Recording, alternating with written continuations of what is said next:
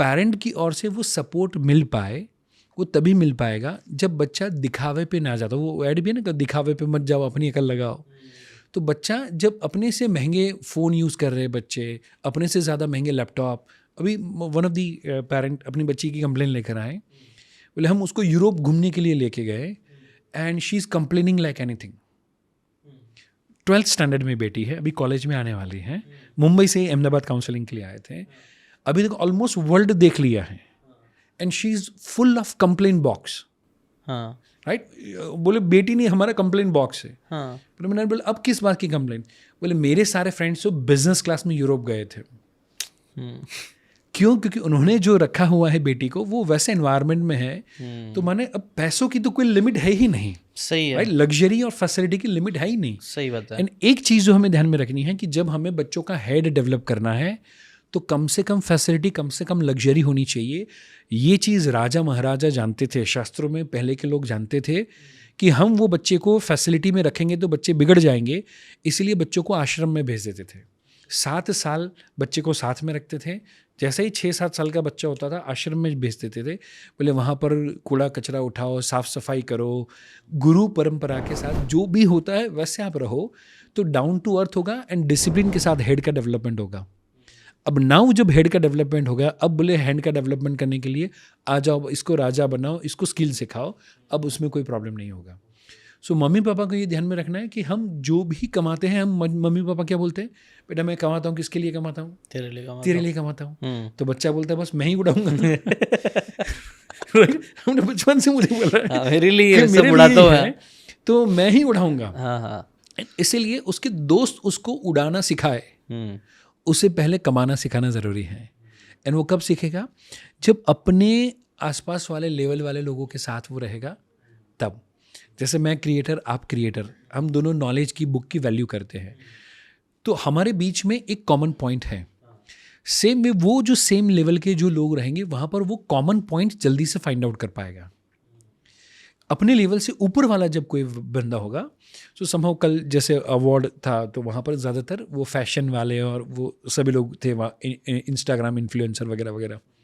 सो somehow मैं वहाँ पर बात कर पाऊँ वैसा था भी नहीं, एनवायरनमेंट कॉमन पॉइंट नहीं था, एनवायरनमेंट वो कॉमन पॉइंट नहीं था। हाँ। सो समहाउ दो मुझे अवार्ड मिल रहा था, रिकग्निशन मिल रहा था, मीडिया था, सब कुछ था, but then even I was not that much happy जितना अभी मैं आपको मिल के हैप्पी हूँ, बिकॉज कि वहाँ पर वो कॉमन पॉइंट है।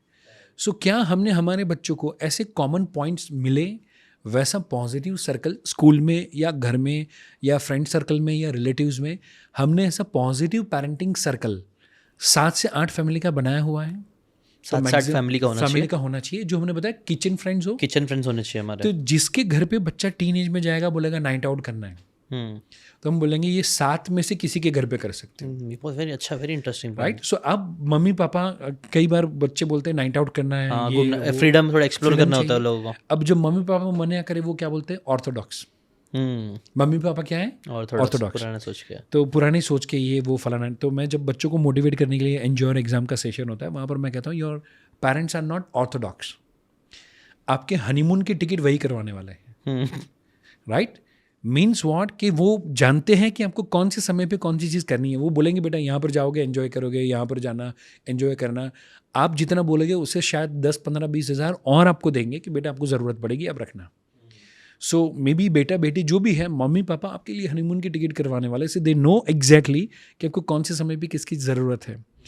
एंड अभी ये चीज़ आपके लिए अच्छी नहीं है इसीलिए आपको रोक रहे हैं। राइट, बट क्यों? क्योंकि वो हाई स्टैंडर्ड वाले बच्चों के बीच में रह रहे हैं, तो उनका जो शौक है, उनकी जो बातें हैं, वो चीज़ को वो रियलिटी मान लेते हैं। वो उनका बेसलाइन है, बेसलाइन वही है उनका। एंड उनको वहाँ पर कोई कॉमन पॉइंट अपने पेरेंट में मिल नहीं रहा है। जैसे मेरे और आपके बीच में बुक्स कॉमन पॉइंट है, कंटेंट कॉमन पॉइंट है, लाइफ में स्ट्रगल करके आगे आना कॉमन पॉइंट है, तो हम एक दूसरे की जो वैल्यू कर पाएंगे और कंपनी को एंजॉय करेंगे without anything, without spending any money, हम एंजॉय करेंगे, वो बच्चे वहाँ पर नहीं कर पाएंगे। And that is the biggest missing point. हम मम्मी पापा बाजू वाले ने कहाँ पे रखा और किसी ने कहाँ पे रखा और किसी ने कहाँ पे रखा, उसकी जगह पर हम थोड़ा सा ध्यान में रखें और वैसे स्कूल में रखेंगे नज़दीक वाली और कम बजट वाली। ये आपने तो बहुत ज़्यादा पावरफुल बात बोली, क्योंकि मैं बहुत रिलेट कर पा रहा हूँ आपकी बातों से। कई बार मैं भी ऐसे इवेंट पे जाता हूँ जहाँ पे बहुत धमाकेदार अच्छे लोग हैं बट वाइब मैच नहीं होता, और वो वाइब मैच नहीं होता ना, मुझे लगता है वो यही है आपने जो बोला common point. Yes, may be अगर हम जैसे हम बुक्स के बारे में अभी जैसे मैं बात कर रहा हूँ, मेरे को एक काम भी नहीं लग रहा है, मेरे को मजा आ रहा है, एंजॉय कर रहा हूँ, मैं कुछ सीखने मिल रहा है, मतलब मजा आ रहा है, आई एम फीलिंग, मतलब अभी ये मैं घंटों कर सकता हूँ, मुझे कोई फोर्स नहीं है, and without any flow, without any script, सारी चीजें एज ही चल रही है। तो वो फ्लो मेंटेन रहा, क्योंकि हमारे बीच में वो कुछ कॉमनैलिटीज है, थिंकिंग पैटर्न हमारे मैच कर रहे हैं। तो ऐसे लोगों के साथ रहेंगे अगर हम लोग जो सेम लेवल पे काइंड ऑफ सेम चीज़ों में इंटरेस्ट रखते हैं, आई थिंक इसीलिए पहले टाइम में मास्टरमाइंड्स भी चलते थे, जहाँ पे कुछ लोग मिलते थे, डिफरेंट स्किल सेट होता था, बट गोल एक होता था कि ग्रो करना है, एक दूसरे को आइडिया शेयर करके आगे बढ़ाने में हेल्प करना है। इनफैक्ट इससे भी और ज़्यादा पावरफुल चीज़, पहले काइंड ऑफ सोसाइटी, शेरी गुजराती में उसको कहते थे, और चौल या चाल जो होती है, तो सोनी की चाल, तो वहाँ पर सारे सोनी रहते थे, सुथार की पोल, तो वहाँ पर सारे सुथार लोग रहते थे, राइट। सो वहाँ पर सारे सुथार है, वहाँ पर सारे सुनार है, वहाँ पर सारे एक ही काम करने वाले हैं, तो बच्चे को वो सेम एनवायरनमेंट मिलता था। And because of that, you won't believe but that is fact, हमें एक्चुअली एजुकेशन की ज़रूरत नहीं है। जिसने ताजमहल बनाया उसमें से किसने इंटीरियर का कोर्स किया था, बट जिसने इंटीरियर या आर्किटेक्ट या सिविल इंजीनियरिंग किया, उसको बोलो कि आज तुम मुझे बिल्डिंग बना के दे जो 800 साल तक चले विदाउट सीमेंट, तो बोलेंगे नहीं, पॉसिबल नहीं है। उस समय पे जो काम होता था, इट इज़ सेड कि जब हम एक काम करते हैं वो माहौल में रहते हैं, वो सेम काम दूसरी जनरेशन करती है, वो सेम माहौल में रहती है, तो 6 जनरेशन के बाद वो जीन्स में आ जाएगा। सो सोनी का सरनेम ही सोनी जस्ट बिकॉज कि सोनी का काम करना, सुनार का काम करना, ज्वेलरी डिज़ाइनिंग करना, that was in their genes. वही नाम से पुकारा जाता था, वही सरनेम थी एंड वही काम था। तो नेक्स्ट जनरेशन जो वो 7 साल का बच्चा वो कर पाएगा, वो आज ज्वेलरी डिज़ाइन का कोर्स करने के बाद 25 साल का बच्चा जो परफॉर्म नहीं कर पाएगा, वो 8 साल का बच्चा, because of that environment and because of that genetic chain. 6 generation तक यदि एक ही काम करेंगे तो नेक्स्ट जनरेशन के अंदर वो सेम काम डे 1 से आ जाएगा।